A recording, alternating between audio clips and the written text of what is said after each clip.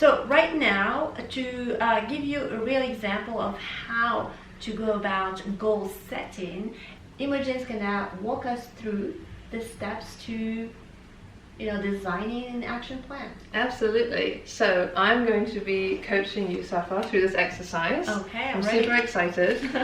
This is actually a very quick exercise, so you just need to grab a pen and paper, and it won't take very long at all.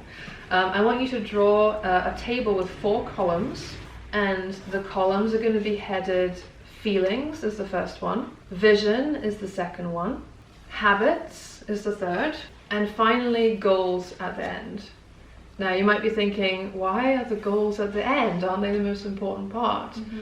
Well, I believe that when we start first with how we want to feel, and we get really clear on what kind of state and present, energy we want to experience, and then we pick goals based on getting into those states, that is the most powerful goal setting you can choose.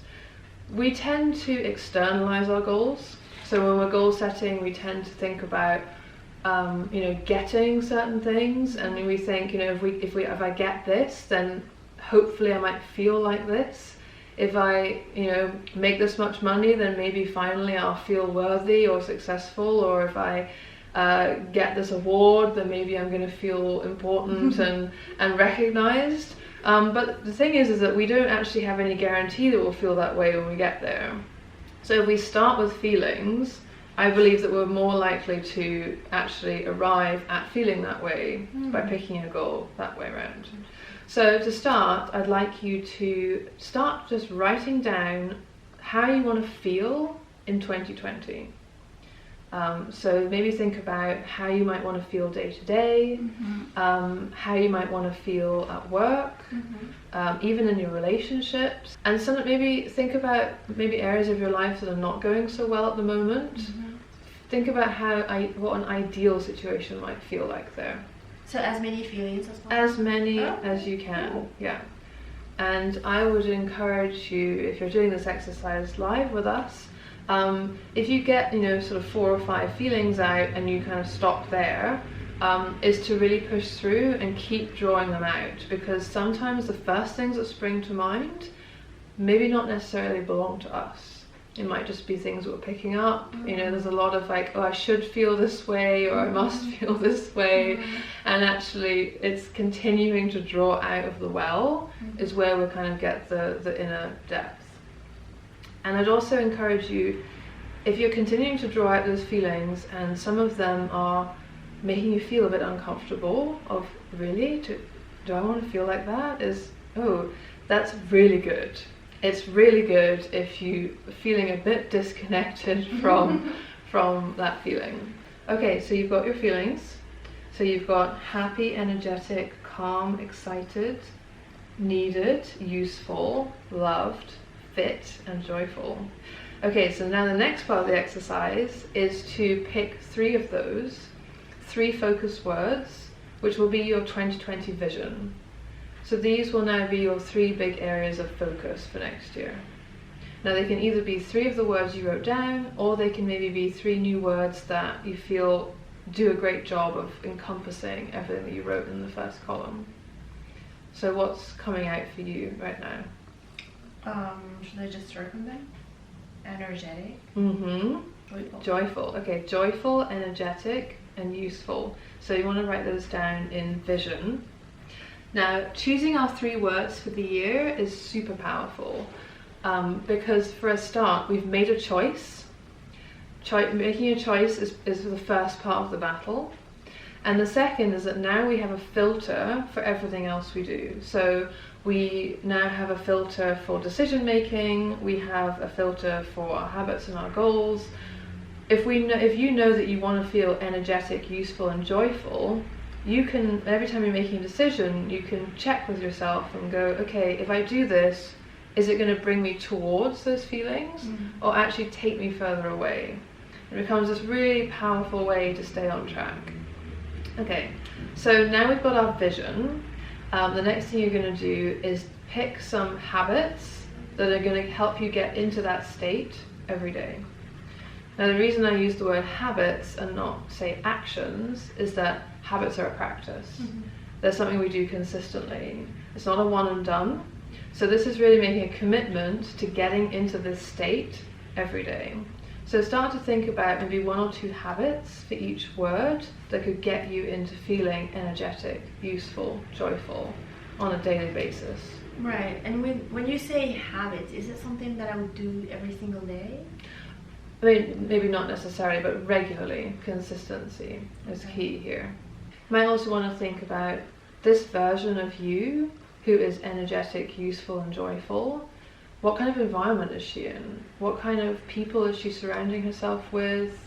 What is she thinking about on a daily basis? What sort of activities is she doing? Those are the sort of habits that we want to cultivate. You know, am I going to be going into a certain community? Am I going to be meeting this type of people? These kind of conversations I want to be having, etc. Okay. I warn you guys, this is hard. It's not easy. I was okay in the first 2 columns. Now I'm like, what is it? Yeah, and this is where the behavior change comes in, because sometimes the habits that are going to get us into a really joyful state or a really energetic state, there's maybe a bit of resistance there, because we think, oh, well, the kind of thing that's going to make me feel joyful every day is not something to do with my work, or it's not something that I allow myself to do regularly. And I would say lean into that resistance. Yeah, I mean, I got it right here. Spend more time painting, drawing, and I'm not like a professional painter or I'm not an artist. I don't consider myself an artist, but just I remember when I was a child, I would spend a lot of time drawing, painting, and in a way, it helped me be more creative, because I'm not thinking about studying, I'm not thinking about work, but somehow it helped me be more creative in my life. And this comes back to the 24/7 motivation thing. We cannot draw out of an empty well, and the things that refill our well can seem like childish indulgences, but they are absolutely essential. If we're to be entering the world as whole people and to become prolific in productivity, we have to have a full well. So my belief is you do whatever you can to fill that well up, regardless of what you think that you should be doing. So painting and art, that sounds brilliant to me. Yeah, and the trap is that we always tell ourselves we don't have time for this. Okay, I want to paint, but I don't have time. I have other priorities. But now looking at it, it is a priority, right? It is, absolutely. If that's going to make you feel good and whole and energetic, then that should be your number 1 priority. Especially as a business owner, our main job, especially if we have clients, is to show up whole, energetic, willing to work, willing to help. And like I said before, we can't do that if we're running on an empty tank all the time. So what else have you got there? So I got workout more, or more consistently, let's say, and network and meet new people. Yeah, absolutely. And I can vouch for that. I know that networking and going and meeting people is always good for me, always good for my business. But in the past 6 months or so, when I got really, really busy, I just dropped all of that.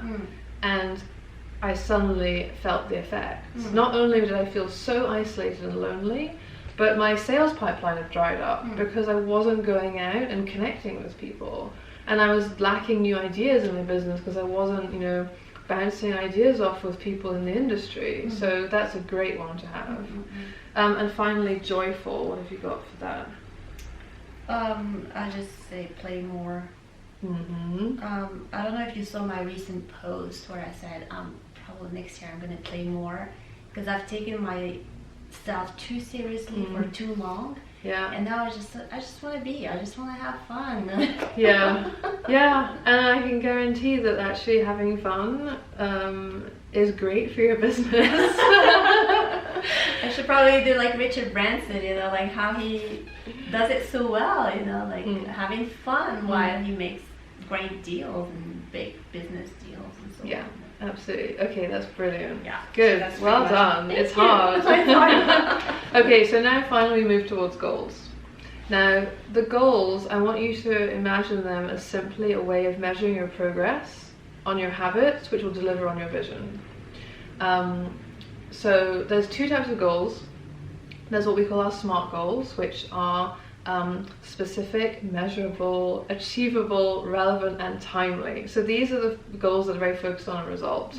And then we have process goals, which are what I like to call show up anyway goals. They're not necessarily linked to a specific outcome, but the whole point is that you just keep doing the work and you keep making progress. Now, you might want to have a SMART goal or a process goal for each vision word. You might want to have both, maybe one to kind of keep that consistency, a process goal, and then a SMART goal to measure something concrete. Alright, Imogen, so now I got my goals. What do I do now? Okay, so now the goals, you need to basically make a plan to make them happen. So I call this goal setting to the now, and it's a reverse engineering process. Now, if you have a SMART goal, you'll want to perhaps give yourself a specific date and then work backwards and figure out what needs to happen, what are all the individual steps between arriving there and here today that you need to have as your signposts. So it's breaking down something that might seem quite abstract, like I'm going to run a marathon in September 2020, into, okay, if I'm going to run a marathon, then it means that I need to be able to run 30 kilometers by August, and that means that I need to then be able to have a level of fitness that allows me to do that by this time, which means I need to be running regularly and going to the gym for strength training every week starting in February, which means I need to perhaps get in the right kind of mood to prepare for my run in January, which means maybe today I'm going to buy my new pair of running shoes and break them in so that in January I'm ready to go. So that's kind of a basic example of how you could reverse engineer your goal. For a process goal, you want to get, so for instance with your example, you said, you're going to spend Friday evenings playing games with your son, is to, make sure that happens every week. So put it in your calendar. Make sure that you protect that time from anything else slipping in. Kind of, make a decision in your mind that that time is now sacred. Like, treat it like it's time with your most valuable client. Nothing else gets in the way of it. Another process goal would be, for instance, working out 3 times a week for you. Okay, how can you actually make that easy for yourself? Is it a question of picking specific times per week so you can create a routine? And so every week you don't have to think, oh, when am I going to get my workout in? You already have your time slots and just there's no mental load required there. Are there any other things that are going to make that easy for you? Like, do you want to treat yourself to some new workout wear? Do you want to look forward to your workouts by perhaps picking some new styles? Or, it's all about how can we make it easy for ourselves. Scheduling in the appointment with ourselves in our calendar, not letting it go to chance. For me, I spend the morning on my yoga mat, and I lay out my yoga mat the night before. I put my clothes next to my bed, and I have my water bottle ready. So when I get up in the morning and I'm in bed going, I don't want to, I'm tired. I know that all I need to do is just reach down and put on the clothes and walk to my mat. There's no obstacles in the way of me achieving my goal, and that for me just makes it a lot easier. So if you've enjoyed watching us go through this exercise, I would really encourage you to try it for yourself. So you want to start with your feelings, then move to your vision, pick your top 3 words for the year, pick 1 or 2 habits for each one, and then finally pick your goals that will help you stay true to your habits to deliver on your vision. We would love for you to drop your 3 vision words in the comments below. So that's picking your 3 words for the year. And we'd love to see what you come up with so we can all stay accountable. Yeah, so write 3 words that would define you next year, right? So for me, energetic, useful, joyful. That's me in 2020. Brilliant. Thank you so much, Imogen, for this you. Conversation. I enjoyed it very much. It's a lot of light bulb moments I had, so thank you for that. I hope you too enjoyed today's video. Where can they find you? The best place to find me is probably my website, so it's imogenroy.com, and you can also find me on Instagram, which is @imogenroy. Okay, check it out. Take care. Bye. Bye.